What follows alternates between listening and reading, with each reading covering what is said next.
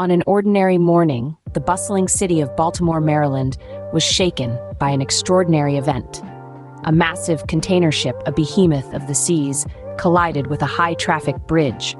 The impact echoed across the city, disrupting the morning calm. The aftermath was nothing short of chaos. The bridge, an integral part of the city's infrastructure, suffered significant damage. Commuters found themselves stranded, routines were disrupted, and authorities were left scrambling to manage the situation. But as the dust settled and the enormity of the event sunk in, a startling revelation came to light. This was not the first time this mammoth vessel had been involved in such an incident. In fact, it had previously collided with infrastructure while docking, causing considerable damage. 2 people rescued, several missing after ship strike triggers Baltimore bridge collapse. This incident, however, was not the ship's first brush with disaster.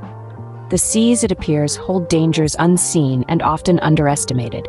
And as we delve deeper into these incidents, we uncover a world of challenges that lie beneath the surface of maritime operations. Rewinding the clock, we are taken to a similar incident in Antwerp.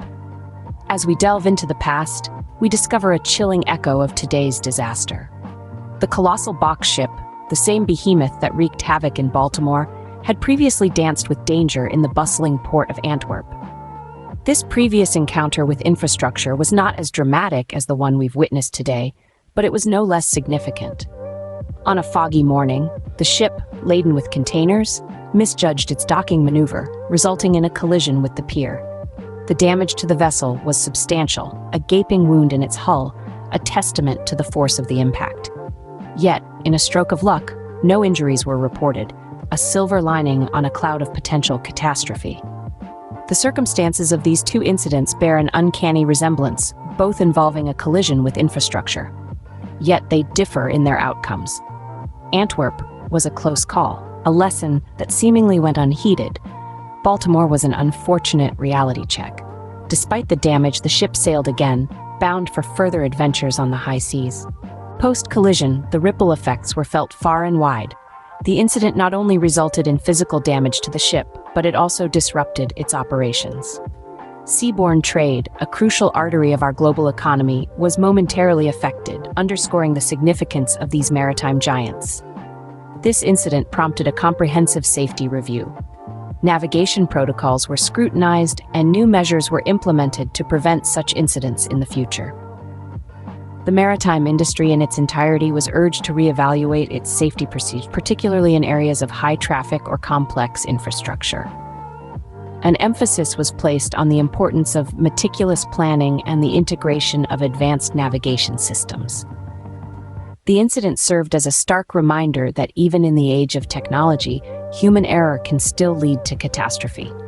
The shipping industry, like any other, is a learning organism. It takes incidents like these to highlight areas of improvement and necessitate change.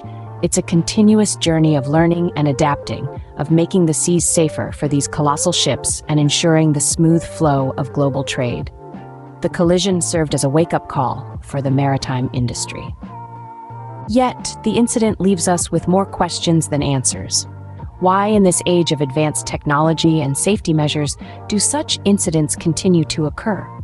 Have we become complacent, relying too heavily on our machines and not enough on human judgment and expertise? Or perhaps there's a flaw in the system itself, a systemic issue that we've overlooked. We have radars, GPS, and highly trained personnel. Ships are built stronger, and routes are planned more meticulously than ever before. Yet, colossal ships still collide with bridges and other infrastructures. It's a perplexing paradox that baffles the mind. Could it be that the maritime industry is failing to adapt to the rapidly evolving technology? Or maybe the procedures and safety regulations are not as stringent as they should be. Is it a lack of training? Or is it the immense pressure that these seafarers are under, which leads to lapses in judgment? Are these collisions mere accidents or signs of deeper problems within the maritime industry? Only time will tell.